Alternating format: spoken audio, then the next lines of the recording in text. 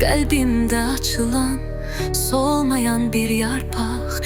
Her baxışın, her sözün bir nəğmə tək axır. Ruhum oxşayır, dünyamı yaxır. Zaman durur o an, her şey unudulur. Sensiz dünya mənə qaranlıq olur. Sen mənim eşqimin, bəxtimin ulduzu, gecələrə düşən ayın son qızı.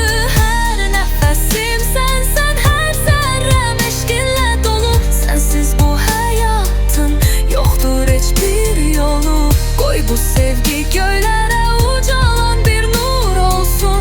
Bizim ruhumuz tək səadət tapır. Qorxularım yox oldu səninlə yanaşıb.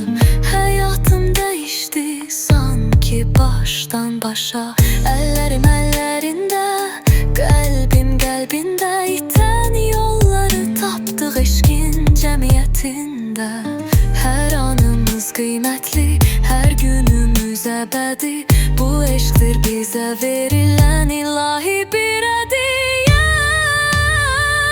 Sən mənim eşqimin, bəxtimin ulduzu, gecələrə düşən ayın son qızı. Hər nəfəsim sənsən, hər zərrəm eşqinlə dolu. Sensiz bu həyatın yoxdur heç bir yolu. Qoy bu sevgi göylərə ucalan bir nur olsun. Bizim ruhumuz tək səadət tapır. Bilirəm ki bu eşq heç bitməyəcək. Nəfəsim